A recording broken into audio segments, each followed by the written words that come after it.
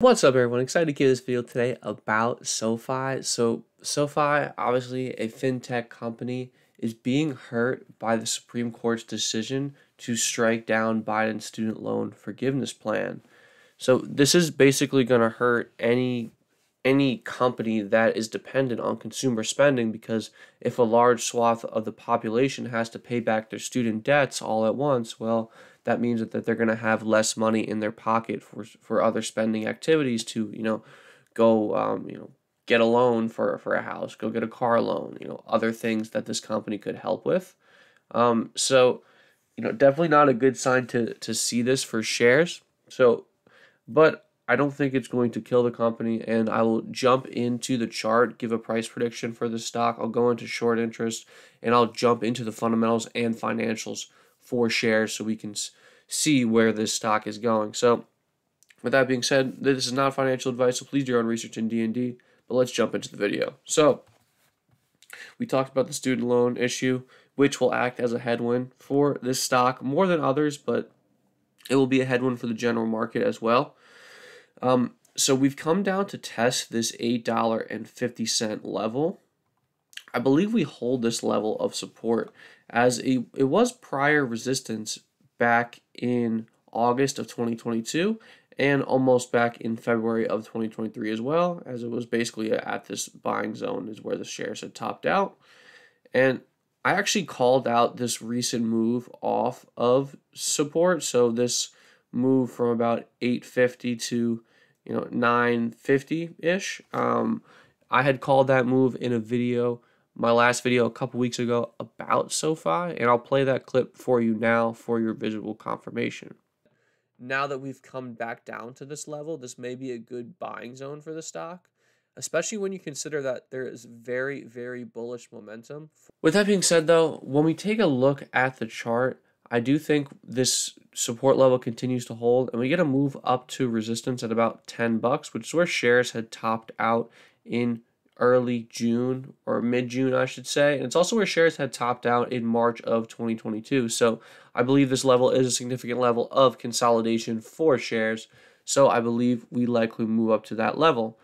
And then in terms of momentum, so we had the 50-day moving average cross above the 200-day moving average on June 1st, which is known as a golden cross. It's actually a sign of bullish momentum. So love to see momentum be bullish. Love to see that this support level is holding. Although we had a day where we closed below the level, we did continue higher. And I also like to see that overbought conditions have subsided for the stock. So I see this recent downtrend, like I said in my past video, as just a move lower within a larger uptrend. So a healthy pullback, really. And any chart that has rocketed like this one has from 5 to 10 over the past couple weeks, you need to have some healthy pullbacks so the move can be sustainable, which I believe this move higher is sustainable for SoFi. So with that being said, I will jump into some short interest numbers for shares. So we see 16% of the float sold short, which is definitely nothing to sneeze at, but I wouldn't say that this stock is at risk of a short squeeze just because we're only at 2.7 times for days to cover. And for those that don't know, that basically just means it takes 2.7 days of average volume to cover the shares that are sold short. So typically we look for about a 10 times days to cover for a short squeeze. That 10 plus number demonstrates a high likelihood for a short squeeze. So we aren't seeing that here with shares. And then when we look at some fundamentals here, so this is a pretty good screen. It shows the price movement for SoFi and the peers since the start of the year. And you can see that SoFi has massively outperformed the general market and the banks especially over the past 7 months, up 79%, and the next closest is 1.7%, 3%, and most of these banks are down for the year. So this stock is definitely diverging from the group here, and I think that is quite bullish for shares to see that general outperformance. And then really this is SoFi's strategy here. Invest a significant amount and kind of really drive um, customers to other products. So drive superior unit economics in each of the products, build a one-stop shop for financial services, and that's really what the company has been doing. So SoFi has rallied more than 50% with its valuation catching up to the best in breed banks, and we can see that here. So price to book value has kind of come in parity with the banks here at about 1.4 times. So this is very good, and I think to see a price to book ratio of 1.5, basically trading with the peers, is very intriguing because you got to consider this company has way more growth prospects than these other large banks have, right? So in theory, investors should be willing to pay up more for SoFi because more for SoFi's assets on its balance sheet because of those growth prospects, which we see here, right? So SoFi has, for year-over-year growth, it's projected to be, or excuse me, no, over the past 12 months, year-over-year growth has been 42%. The next closest competitor is JP Morgan at 24%. So really seeing a divergence there in terms of growth, but we're seeing the company basically trade in line in terms of valuation when we look at price to book ratio, which is somewhat staggering as this if this company has massive growth prospects, you would think investors would pay a higher multiple than the peers, which I think they should be, which is where I think the opportunity for SoFi really lies. And then, despite a slump in home loan uh, originations, SoFi lending business grew at a healthy clip in Q1 on the on the back of higher net interest income, robust growth in personal loan originations, and a slight uptick in student loan origination. I think this student loan origination probably comes back down though. With that being said, I really do like the company's fundamentals here, and we can see that the members on its platform has significantly grown since 2020, Q1 of 2020, when there was about 1,000 members, and now we're at 5,000. So good jump there. Really do like to see that. Oh, excuse me. This is in thousands. So we were at about 1,000 here. Now we're at about 5,000. So a 5x, and this members number is in thousands. So it's really 5.7 million. So good to see that there. Year-over-year growth has come down somewhat, but we're still growing at a good clip when you consider the large numbers of this, right? 5.7 million members. And then the accounts created as well is very solid. So you can see that we've seen this significantly rise over the past couple years, and we're at 126 million accounts, which is very, very good to see. And then, with that being said, I'll take a peek at the company's financials. So this is Seeking Alpha. It puts all of these factor grades relative to peers. So valuation at D+, growth at A+, profitability at F. And this kind of tells you how the group grades out relative to peers. So for valuation, the stock is being graded as a D+, and I will dive more granularly into that number. So like I said, price to book ratio of 1.5 is really good. It's receiving a low grade here though, because the sector median is pulling for financials. And to be honest, this is a fintech company pretty much. So it's tough to grade it.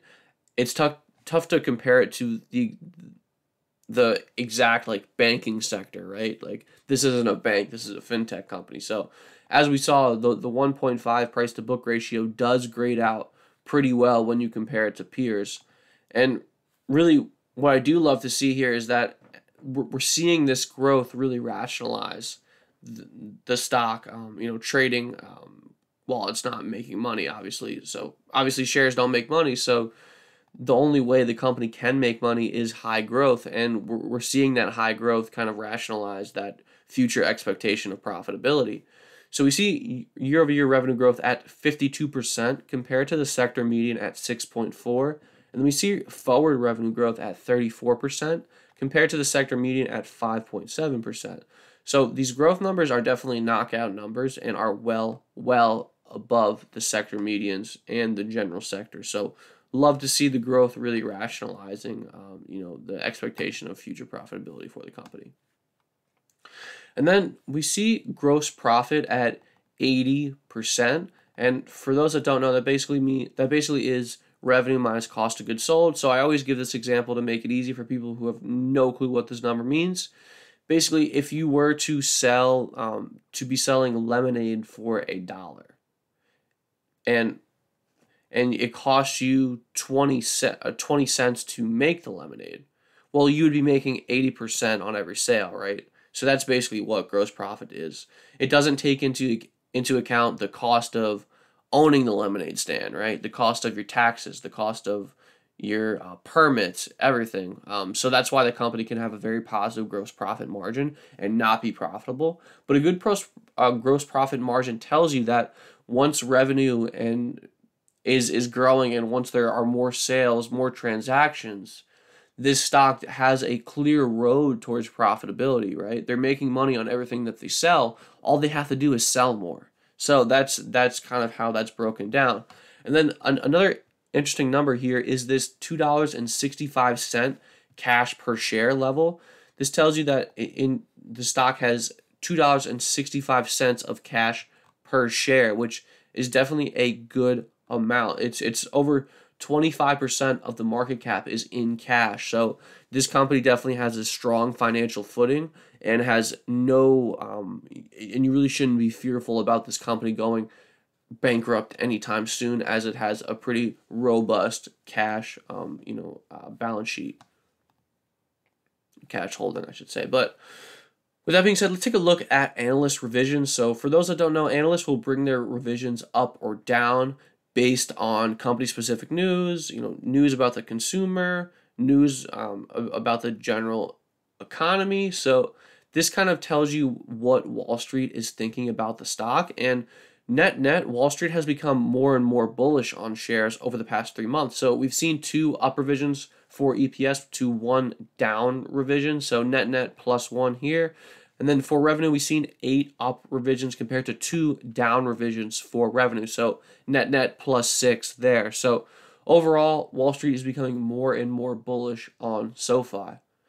So to kind of wrap it all up, I do think this Supreme Court decision is a headwind for shares, although I don't think it's going to kill the company, and I think you can still buy the stock given that we see technicals are quite bullish. We're holding this. We should hold this $8.50 level. Short interest isn't that intriguing for a short squeeze. And then when we look at price to book ratio compared to peers, the stock grades out great. And then really my favorite 2 points here is that the growth metrics look tremendous and the profitability metrics look good here, as we see a gross profit margin of 80%. So all in all, I am bullish SoFi. I think it has an opportunity to take advantage of a growing fintech space. So with that being said, I will end the video there.